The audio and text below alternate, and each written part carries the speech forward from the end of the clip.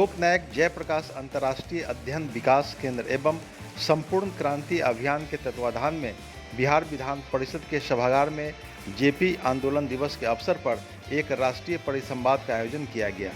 इस राष्ट्रीय परिसंवाद का विषय था गांधी, लोहिया और जयप्रकाश के सपनों का भारत और मौजूदा लोकतंत्र। इस अवसर पर डॉक्टर रामचंद्र पुरबे, श्री शिवानंद तिवारी, श्री श्याम रजक, श्री श्याम गंभीर, डॉक्टर तारा सिन्हा, श्री रघु ठाकुर, श्री ब्रज किशोर त्रिपाठी आदि गणमान्य अतिथियों ने दीप प्रज्वलित करके कार्यक्रम की शुरुआत की।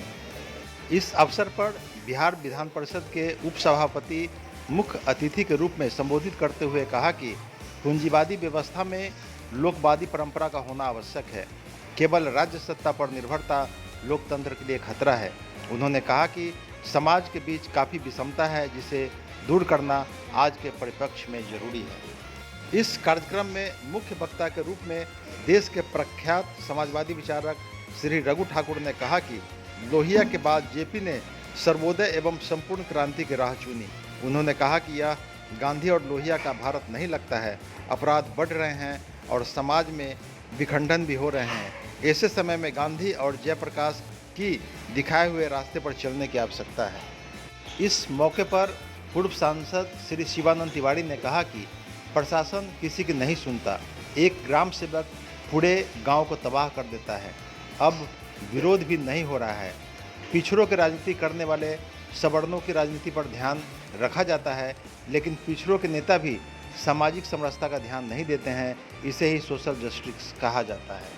इस अवसर पर संस्थान के राष्ट्रीय अध्यक्ष श्री ब्रज किशोर त्रिपाठी ने कहा कि जीएसटी में 60% योगदान गरीबों का है, जबकि उनके बारे में कोई नहीं सोचता। आज पेट्रोलियम और गैस सिलेंडर के दाम बढ़ गए हैं, लेकिन इस पर गंभीरता से कोई नहीं बोलता है।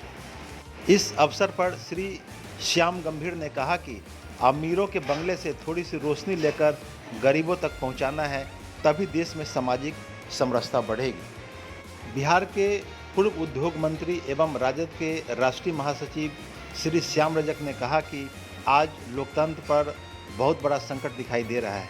ऐसे समय में गांधी, लोहिया और जयप्रकाश के विचारों को लागू करना अति आवश्यक हो गया है। इस कार्यक्रम में महिला चरखा समिति की अध्यक्षा एवं भारत के पूर्व राष्ट्रपति देश रत्न डॉक्टर राजेंद्र प्रसाद की पौत्री डॉक्टर तारा सिन्हा, वरिष्ठ साहित्यकार डॉक्टर मधु वर्मा, केंद्र की महिला सेल की सचिव श्रीमती प्रीति सिन्हा, श्री अमित कुमार एवं श्री चंद्रशेखर प्रसाद, जेपी विश्व शांति प्रतिष्ठान के अध्यक्ष डॉक्टर M.K. मधु सहित काफ़ी संख्या में गणमान्य नागरिक उपस्थित रहे। उस समाजवादी आंदोलन के जो मूल्य थे, वो मूल्य भी करीब वही थे जो महात्मा गांधी के जमाने के आंदोलन करने के लिए। और हिंदुस्तान में लोकतंत्र और समता साथ साथ आए। जो गैर बराबरियां हैं वो गैर बराबरियां मिटे और इंसान के बीच के फर्क मिटके बराबरी का समाज बनेंगे। उस समाज में लोहिया के आंदोलन के बाद और विशेषतः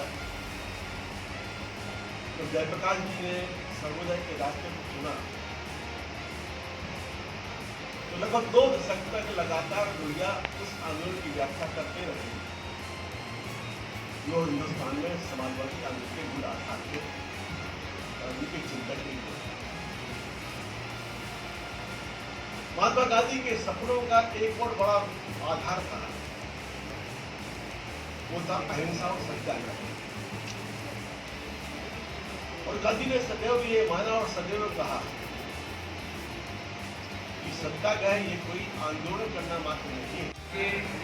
वादी व्यवस्था में जो लोकवादी संस्कृति पनप रही है, राष्ट्रपिता महात्मा गांधी, डॉक्टर लोहिया, लोकनायक जयप्रकाश जी को याद करने के लिए भी मानसिक श्रम करने की आवश्यकता पड़ती है। आज हम लोग बुलाए जा रहे हैं।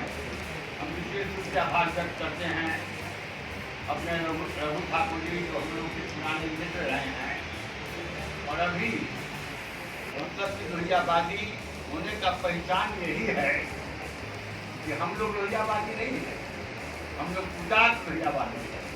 असली लोहियावादी हमारे रघु ठाकुर है, जो आज 70 की जिंदगी जी करके भी गांधी लोहिया और जयप्रकाश की किताबों को बनाने का काम करते हैं। कभी कभी हमारे साथी बोलते हैं, कहते हैं कि साहब सभी लोग उपस्थित हैं। हमने कहा कि डॉक्टर लोहिया ने भी इतिहास चक्र, ये किताब डॉक्टर लोहिया के द्वारा, मतलब कि गंभीर लोगों में एक भाषण हुआ था, उस भाषण को टेप करके बद्री निसार ने इतिहास चक्र नाम की पुस्तक की रचना की है, जो आज बहुत फेमस, समाजवादियों के लिए सबसे फेमस किताब। तो संख्या पर की आवश्यकता नहीं है, आवश्यकता है कि गंभीर लोग इस तरह के परिसंवाद में उपस्थित हो, जो गांधी लोहिया।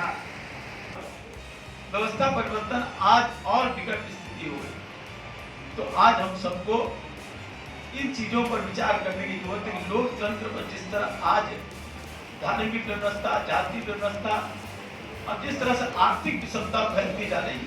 ठीक ही कहा रघु ठाकुर जी ने कि 50% पूंजी चंद मुट्ठी भर लोगों के पास और देश के 50% लोगों के पास मात्र 3% पूंजी आज व्याप्त है।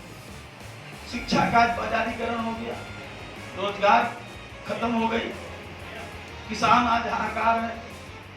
तो गांधी ने तो और जयप्रकाश जी ने, लोहिया ने तो जो सपना दिखलाया था, जो विचार अपने रखा था, जो संकल्प रखा था, आज वो संकल्प जब बहुत दूर चले गए। आज हमारे सामने विचार है, वो नेतृत्व नहीं है, लेकिन विचार को अगर हम नेतृत्व मान करके देखे, अगर हम कार्यक्रम के माध्यम से और अपनी निडरता, अपनी डर को, अपनी भय को खत्म कर देके अगर लड़ाई लड़ने का संकल्प ले, तो निश्चित रूप से परिवर्तन की रूपरेखा बन सकती है।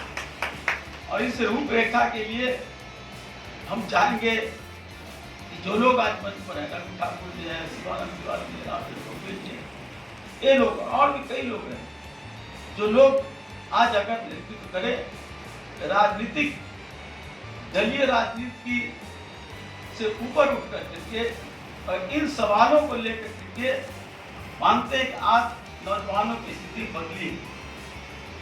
बदली है, लेकिन उनको परिवर्तन किया जा सकता है, उनके मन को बदला जा सकता है। क्योंकि आज हम देख रहे हैं, ठीक ही कहा शिवानंद भाई ने कि जो 10 गाड़ियों के साथ जाता है उसकी सम्मान होता है। कारण है कि हमने ऐसा दृष्टि दिया, ऐसा दिशा दिया है, उससे राजनीति में भी प्रदूषण आया है। और जब राजनीति में प्रदूषण आया है, तो देश के अन्य चीजों में भी प्रदूषण होना व्याप्त। इसलिए नौजवानों को हम उनको दोष नहीं देते हैं, नौजवानों को इस तरह की दिशा हमने देने का काम नहीं किया। जो राजनीतिक दलों में जो लोहिया, जयप्रकाश, किशन पटनायक जी ने जो प्रशिक्षण का कार्यक्रम चलाया था, राजनीतिक दलों में प्रशिक्षण का कार्य खत्म हो गया। प्रशिक्षण का कार्य और राजनीतिक दलों में जो प्रस्ताव आते हैं, पहले प्रस्ताव पर चर्चा होती थी, बहस होती थी, प्रस्ताव बनाने में 15-15 दिन, 1 महीना लगते थे। लेकिन आज प्रस्ताव नेता ने पढ़ा,